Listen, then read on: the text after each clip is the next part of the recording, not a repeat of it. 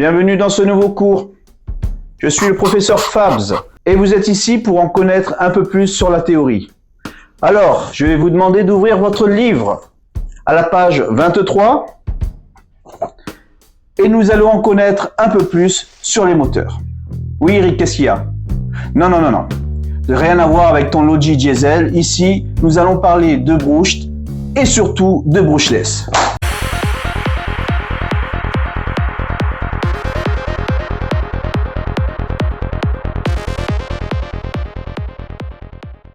Bon, c'est bon, on se calme?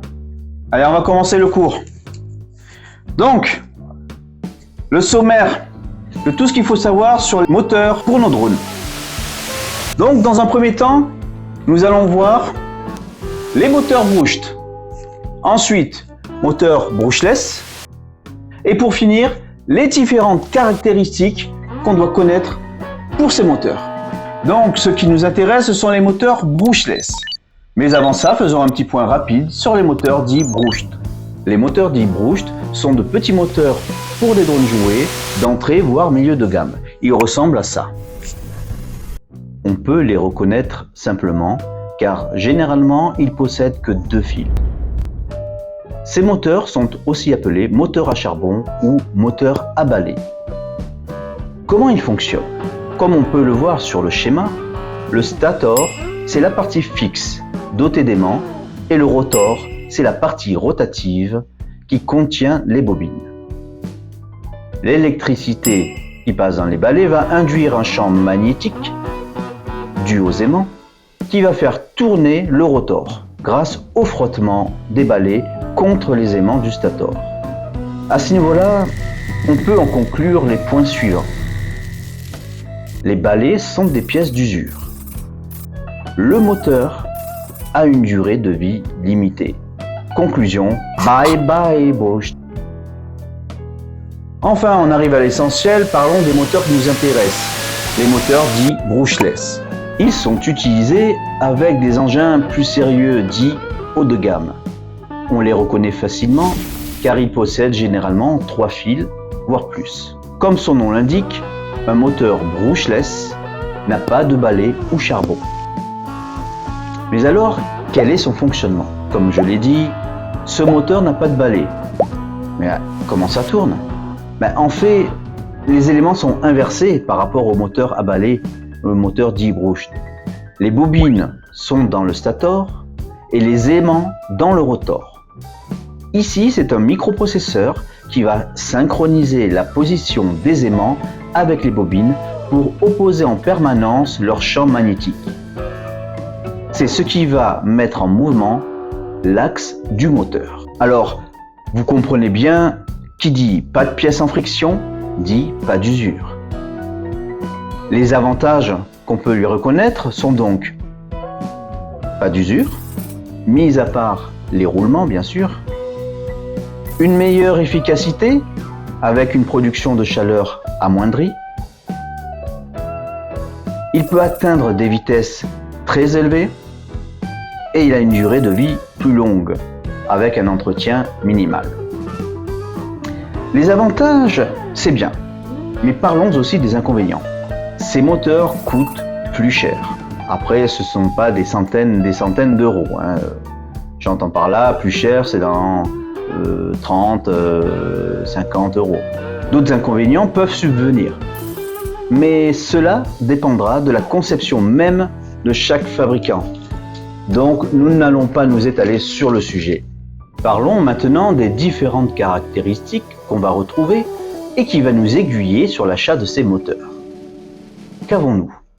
1404 4500K 3 4S, 1505 3450 kV 3 6S, 2207.5 1930 kV 6S, 1507 2800 kV, 2004 3000 kV 4 5S, 2507 1850 kV, 2306.5 2580 kV, 2306.5 1880 kV.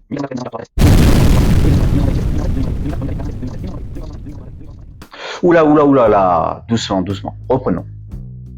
Prenons au hasard comme exemple le moteur Aeolus 2306.5 1900 kV 6S de chez HGLRC. Alors, le premier nombre, 2306.5, il correspond au modèle du moteur.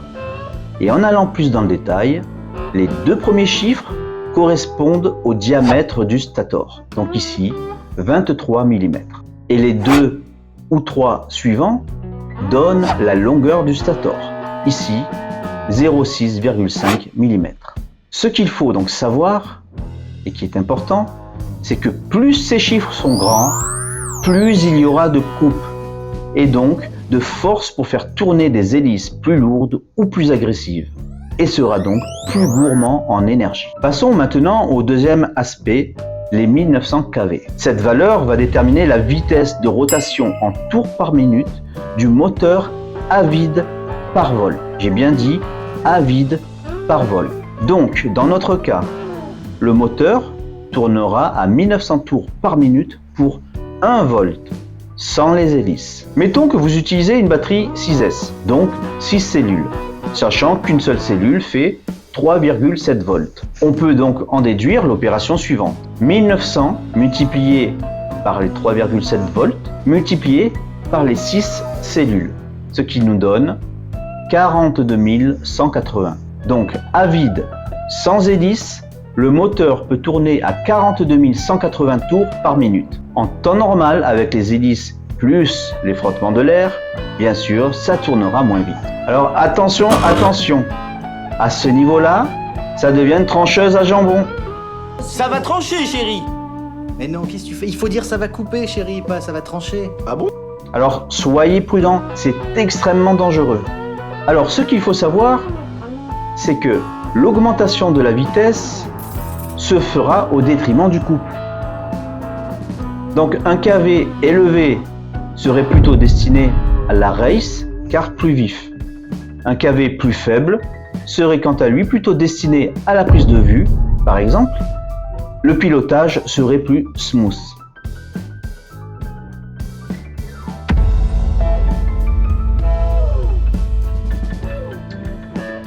Alors, pour conclure, ce petit cours n'a pas pour vocation de vous expliquer quel moteur acheter, quelle hélice ou quel lipo prendre.